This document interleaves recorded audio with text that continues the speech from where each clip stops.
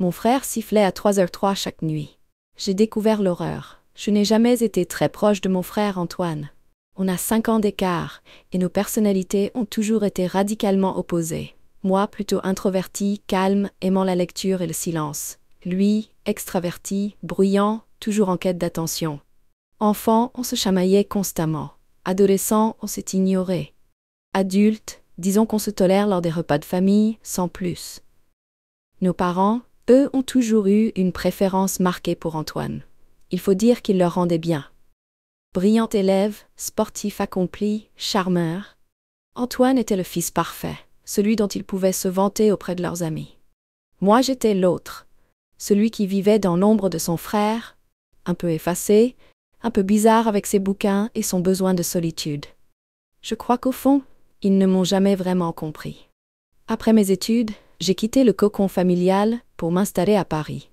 J'avais besoin de m'éloigner, de construire ma propre vie, loin de cette comparaison constante avec Antoine. J'ai trouvé un petit appartement dans le 11e arrondissement, un travail stable dans une librairie, et j'ai commencé à me sentir enfin moi-même. Antoine, lui, est resté dans notre ville natale, reprenant l'entreprise familiale avec succès. Il s'est marié, a eu 2 enfants. La réussite incarnée, en somme. On se voyait quelques fois par an lors des anniversaires, des fêtes de Noël, des moments forcés, polis, mais sans chaleur véritable. On parlait de la pluie et du beau temps, on souriait de façade et on attendait que ça se termine. Je sentais toujours ce fossé entre nous, cette incompréhension mutuelle, cette jalousie larvée, peut-être de mon côté, peut-être des deux. Il y a quelques mois, mes parents m'ont appelé. Le ton était grave. Maman avait la voix tremblante. Ils m'ont annoncé qu'Antoine n'allait pas bien. Il est fatigué, nerveusement à bout, le médecin lui a conseillé du repos. Au début, je n'ai pas vraiment réagi. Antoine, fatigué, c'était nouveau. Mon frère a toujours été une pile électrique infatigable, toujours sur tous les fronts. Puis maman a ajouté, hésitante, il a des insomnies. Et il entend des choses bizarres la nuit. Des choses bizarres, qu'est-ce que ça voulait dire? J'ai insisté pour en savoir plus, mais maman a éludé, préférant insister sur le fait qu'Antoine avait besoin de calme, qu'il serait bien que j'aille passer quelques jours à la maison pour le soutenir, pour l'aider à se changer les idées. Papa a renchéri, d'une voix lasse. Ça nous ferait du bien à tous de te revoir un peu plus longtemps. J'ai accepté, un peu à contre-cœur. L'idée de retourner dans la maison familiale, de me retrouver face à Antoine et à nos parents dans cette ambiance pesante, ne m'enchantait guère. Mais je sentais qu'il y avait quelque chose de plus grave que ce qu'il voulait bien me dire. Et puis, au fond, malgré tout, c'était mon frère. Le trajet en train jusqu'à ma ville natale m'a paru interminable. Je repensais à mon enfance, à nos disputes, à cette rivalité constante, à l'amour inconditionnel de nos parents pour Antoine et à mon sentiment d'être toujours un peu à part. J'avais l'estomac noué.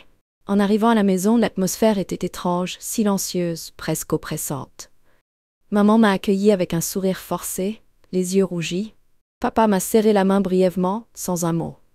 Antoine n'était pas là. Il se repose dans sa chambre, a murmuré maman. Il n'a pas beaucoup dormi ces derniers temps. Le dîner a été tendu. Papa et maman se sont efforcés de faire la conversation, mais leur sourire était crispé, leur regard inquiet. Je les sentais préoccupés, dépassés. Antoine est finalement descendu au milieu du repas. Il avait le visage pâle, les yeux cernés, le corps maigre. Il m'a salué d'un signe de tête, sans un mot, avant de s'asseoir à table. Pendant tout le dîner, Antoine est resté silencieux, absorbé dans ses pensées, jouant nerveusement avec sa fourchette. Il n'a presque rien mangé. De temps en temps, il jetait des regards furtifs autour de lui, comme s'il écoutait quelque chose que nous n'entendions pas. C'était troublant. Après le dîner, maman m'a proposé de m'installer dans ma chambre d'enfance. Rien n'avait changé. Les mêmes meubles en bois clair, le même papier peint fleuri, la même étagère remplie de mes vieux livres et de mes figurines de collection. J'ai posé ma valise et je me suis assise sur le lit, envahi par un mélange de nostalgie et de mélancolie. La nuit est tombée. La maison s'est plongée dans le silence. J'ai eu du mal à m'endormir. Les bruits de la campagne, les craquements du bois dans la vieille maison, tout me paraissait amplifié, étrange. Vers 3 heures du matin, j'ai été réveillée par un son léger, lointain. Un sifflement. D'abord faible, presque imperceptible, puis de plus en plus distinct, mélodieux, mais en même temps, lancinant, presque sinistre. J'ai dressé l'oreille. Le sifflement semblait venir de l'extérieur, de la rue peut-être. J'ai ouvert la fenêtre et j'ai regardé dehors. La rue était déserte, plongée dans l'obscurité. Seuls quelques lampadaires éclairaient faiblement les maisons endormies. Le sifflement a cessé, puis a repris, plus proche, plus insistant. C'était comme si quelqu'un sifflait juste sous ma fenêtre. J'ai eu un frisson. J'ai refermé la fenêtre et je me suis recouchée, le cœur battant. Le sifflement a continué pendant de longues minutes, puis s'est estompé avant de disparaître complètement. Je suis finalement parvenue à me rendormir, mais mon sommeil a été agité, peuplé de rêves étranges, de silhouettes obscures et de sifflements fantomatiques. Le lendemain matin, au petit déjeuner, j'ai évoqué le sifflement nocturne. « Vous avez entendu vous aussi cette nuit ?» ai-je demandé à mes parents. Ils se sont regardés mal à l'aise. Maman a répondu d'une voix neutre. « Non, je n'ai rien entendu. Tu as dû rêver. » Papa a acquiescé, sans me regarder. « Le vent, peut-être, ou un chat. » J'ai insisté. Non, c'était pas le vent, ni un chat. C'était un sifflement, très clair, très distinct, et ça venait de la rue, juste devant la maison. Maman a haussé les épaules, visiblement agacée. « Écoute, chérie, tu es fatiguée du voyage. Ne te formalisez pas avec ça. Tu as sûrement imaginé. » Antoine, lui, est resté silencieux, le regard fixé sur son café comme absent. Puis, sans lever les yeux, il a murmuré. « C'est toujours à 3h, n'est-ce pas ?» Sa voix était étrange, rauque, presque inaudible. J'ai été surpris. « Tu as entendu, toi aussi ?» Antoine a levé les yeux vers moi, et pour la première fois depuis mon arrivée, j'ai vu une émotion dans son regard. De la peur. Une peur panique, viscérale. Il n'a pas répondu directement à ma question. Il s'est contenté de dire d'une voix blanche « Ne t'inquiète pas, ce n'est rien. Laisse tomber. » Puis il s'est levé brusquement de table et a quitté la pièce, nous laissant, mes parents et moi, interdits. J'ai passé le reste de la journée à essayer de comprendre. Ce sifflement nocturne, le comportement étrange d'Antoine, le déni de mes parents, tout cela était lié, j'en étais sûre. Mais comment? Pourquoi? J'ai tenté d'aborder le sujet avec maman, mais elle s'est refermée comme une huître, refusant de répondre à mes questions, me répétant sans cesse que je me faisais des idées, qu'Antoine était juste un peu stressé. Le soir, avant de me coucher, j'ai repensé à la réaction d'Antoine au petit déjeuner. Sa peur, son regard perdu, ça m'avait vraiment marqué. Et cette phrase, « C'est toujours à 3h03, n'est-ce pas ?» Comment savait-il l'heure exacte du sifflement, si lui aussi prétendait ne rien entendre? J'ai décidé de ne pas me laisser faire. Je voulais comprendre ce qui se passait. J'ai réglé mon réveil sur 3h du matin, déterminé à percer le mystère du sifflement nocturne. À 3h précises, mon réveil a sonné. Je me suis levée en silence, j'ai ouvert la fenêtre et j'ai attendu. Le silence était total. Puis, à 3h03, comme la nuit précédente, le sifflement a recommencé. D'abord faible, puis de plus en plus fort, de plus en plus mélodieux, mais toujours aussi sinistre. Cette fois, je n'ai pas hésité. Je suis sortie de ma chambre en silence, j'ai descendu l'escalier et j'ai ouvert la porte d'entrée. Le sifflement était maintenant très proche, juste devant la maison. J'ai avancé prudemment dans l'obscurité, le cœur battant. Et là, je l'ai vu. Debout au milieu de la rue, immobile, face à notre maison, une silhouette sombre. Difficile de distinguer les détails dans la pénombre, mais j'ai compris que c'est un homme. Il était grand, mince, vêtu d'un long manteau noir. Il avait la tête baissée et il sifflait doucement, une mélodie étrange, mélancolique. J'ai avancé encore un peu, hésitant. Bonsoir » ai-je lancé d'une voix mal assurée. L'homme s'est arrêté de siffler et a levé la tête, et là j'ai failli défaillir. Ce n'était pas un homme. Ou plutôt, ce n'était pas un homme. Normal. Son visage, il était pâle, spectral, presque translucide. Ses yeux, deux orbites vides, noires, insondables. Et sa bouche? Elle s'était tirée dans un sourire effrayant, révélant des dents pointues, acérées, comme celles d'un animal sauvage. Un souffle glacé m'a parcouru l'échine. J'ai senti mes jambes se dérober sous moi. J'ai voulu crier, mais aucun son n'est sorti de ma gorge. La créature, car c'était bien une créature, quelque chose d'inhumain, a avancé vers moi d'un pas lent, régulier. Le sifflement a repris, plus fort, plus strident, comme un chant de mort. J'ai reculé instinctivement, trébuchant, tombant à la renverse sur le trottoir. La créature s'est penchée au-dessus de moi. Son visage spectral à quelques centimètres du mien. J'ai cru que j'allais mourir. J'ai fermé les yeux, attendant l'impact, la douleur, la faim. Mais rien ne s'est passé. Le sifflement a cessé. Le silence est revenu, lourd, oppressant. J'ai rouvert les yeux prudemment. La créature avait disparu. La rue est à nouveau déserte, plongée dans l'obscurité. Seuls les lampadaires vacillaient légèrement sous la brise nocturne. J'étais allongé sur le trottoir, tremblant de tous mes membres, couvert de sueur froide. Je suis resté là de longues minutes, incapable de bouger, de penser, de comprendre ce que je venais de vivre. Avais-je rêvé? Avais-je halluciné? Non, c'était réel, trop réel. Cette peur, cette terreur, je ne les avais jamais ressenties avec une telle intensité. Finalement, je suis parvenu à me relever, à rentrer dans la maison, à me réfugier dans ma chambre, sous les couvertures. Je suis resté éveillé toute la nuit, les yeux grands ouverts, à l'affût du moindre bruit, guettant le retour du sifflement de la créature. Mais le silence est resté intact, jusqu'à l'aube. Le lendemain matin, j'étais épuisé, à bout de nerfs. Au petit déjeuner, j'ai raconté à mes parents ce qui s'était passé la nuit précédente. J'ai décrit la créature, son visage spectral, ses yeux vides, son sourire effrayant, son sifflement sinistre. Je m'attendais à ce qu'ils me prennent pour un fou, qu'ils me disent que j'avais fait un cauchemar, que j'avais trop regardé de films d'horreur. Mais non, ils m'ont écouté en silence, le visage grave, sans m'interrompre. Quand j'ai terminé mon récit, maman a soupiré longuement, puis a dit d'une voix lasse, « On sait. On sait pour le siffleur. » Papa a acquiescé, le regard sombre. « Antoine nous l'a dit. Il le voit depuis des semaines. » J'étais stupéfait. « Vous saviez? Et vous ne m'avez rien dit? Parce quoi? » Maman a baissé les yeux, honteuse. « On avait peur, on ne voulait pas t'inquiéter. Et puis, on espérait que ça s'arrêterait, que c'était juste, passager. » Papa a ajouté, « Antoine a consulté un médecin. Il lui a dit que c'était peut-être le stress, la fatigue, qu'il fallait se reposer. » « Mais ce n'est pas le stress ou la fatigue, » ai-je explosé. « C'est une créature, une chose horrible, terrifiante. Vous comprenez ce que je vous dis? » Maman a levé les yeux vers moi, les larmes aux yeux. « On sait, chérie, on sait. Mais on ne sait pas quoi faire. » C'est alors qu'Antoine est entré dans la pièce. Il avait l'air encore plus pâle, plus épuisé que la veille. Il nous a regardés, l'air absent, puis il a dit d'une voix monocorde, « Il revient ce soir, comme toutes les nuits, à 3h03. Il attend quelque chose. » J'ai regardé Antoine, puis mes parents. J'ai compris qu'ils étaient tous les trois terrorisés, dépassés par les événements, incapables de réagir. Et là, une colère froide m'a envahi.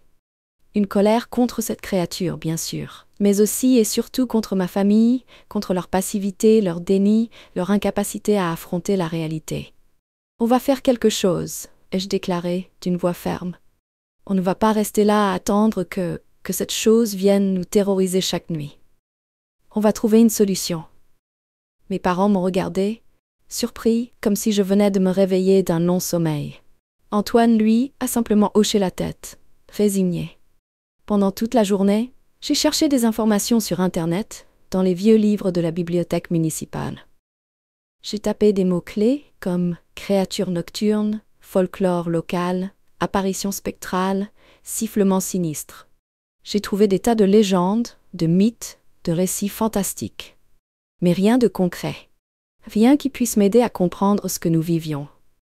En fin d'après-midi, j'ai décidé d'aller voir le curé de la paroisse, un vieil homme érudit, ouvert d'esprit qui connaissait bien l'histoire et les traditions de la région. Je lui ai raconté mon histoire, le sifflement nocturne, la créature spectrale, la peur de ma famille. Il m'a écouté attentivement, sans m'interrompre, le regard grave. Quand j'ai eu terminé, il a soupiré longuement, puis il a dit « Je vois, c'est une histoire ancienne, très ancienne. Une légende locale que l'on croyait oubliée. Ici, dans la région, on l'appelle le siffleur des âmes. Le siffleur des âmes, le nom m'a glacé le sang. Qu'est-ce que c'est? Qu'est-ce qu'il veut? Ai-je demandé, la voix tremblante. Le curé a soupiré à nouveau, puis il a commencé à me raconter l'histoire du siffleur des âmes. Une histoire sombre, tragique, vieille de plusieurs siècles. Il y a très longtemps, à l'époque des grandes épidémies, un homme est mort dans ce village. Il était pauvre, solitaire, sans famille. Il est mort seul dans sa maison, abandonné de tous. Avant de mourir, il a maudit le village, jurant de revenir chaque nuit pour hanter les vivants, pour leur rappeler leur cruauté, leur indifférence. On dit que son âme est restée prisonnière ici, errante, désespérée.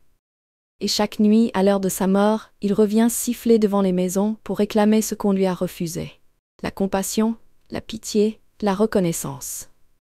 Le curé a poursuivi, d'une voix grave. On dit que le siffleur des âmes apparaît toujours à 3h du matin, l'heure exacte de sa mort. Son sifflement est un appel, une plainte. Il ne veut pas faire de mal aux vivants.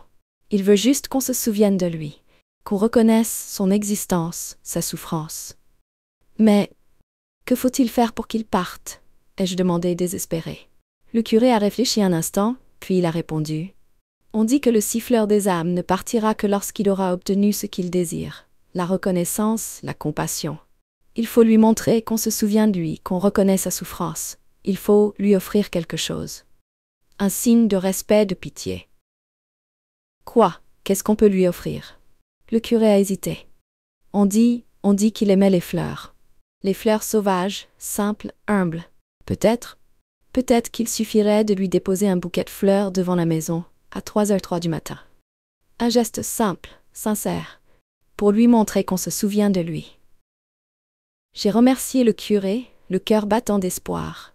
Je suis rentrée à la maison et j'ai raconté à mes parents et à Antoine ce que j'avais appris. Ils m'ont écouté avec attention, le visage grave. Maman a pleuré en silence. Antoine a hoché la tête comme s'il s'attendait à cette explication. Papa a dit d'une voix hésitante, « Ça vaut peut-être la peine d'essayer, on n'a rien à perdre. Nous avons décidé d'agir. » Nous sommes sortis dans le jardin et nous avons cueilli un bouquet de fleurs sauvages, des marguerites, des coquelicots, des bleuets, des fleurs simples, humbles comme le curé nous l'avait conseillé. Puis, à 3h du matin, nous sommes tous les 4 sortis devant la maison, le bouquet de fleurs à la main. Nous avons attendu dans le silence et l'obscurité, le cœur battant, les nerfs à vif. À 3h03 précises, le sifflement a recommencé. Plus faible, plus hésitant que les nuits précédentes. Puis, la créature est apparue au milieu de la rue, la silhouette sombre, le visage spectral, les yeux vides. J'ai avancé prudemment, le bouquet de fleurs à la main. Mes parents et Antoine sont restés derrière moi, pétrifiés. Je me suis approchée de la créature et je lui ai tendu le bouquet. « C'est pour vous », ai-je murmuré d'une voix tremblante. « On se souvient de vous. On reconnaît votre souffrance. » La créature a incliné légèrement la tête, comme pour remercier. Puis, elle a tendu la main, une main longue, osseuse, spectrale, et elle a pris le bouquet de fleurs. Elle l'a porté à son visage, comme pour le sentir, puis elle a refermé les yeux un instant. Un silence s'est fait. Le sifflement a cessé complètement. La créature est restée immobile, le bouquet de fleurs à la main, pendant de longues secondes. Puis, lentement, très lentement, elle a commencé à s'estomper, à devenir transparente, à disparaître complètement dans l'obscurité. Le silence est revenu, un silence paisible, apaisant. Le silence de la nuit enfin libéré de sa présence sinistre. Nous sommes restés là de longues minutes, mes parents, Antoine et moi, à regarder l'endroit où la créature avait disparu, le cœur léger rempli d'un étrange sentiment de soulagement et de paix. Le siffleur des âmes n'est jamais revenu. Plus de sifflements nocturnes, plus de présence spectrale, plus de terreur. La maison a retrouvé son calme, sa sérénité.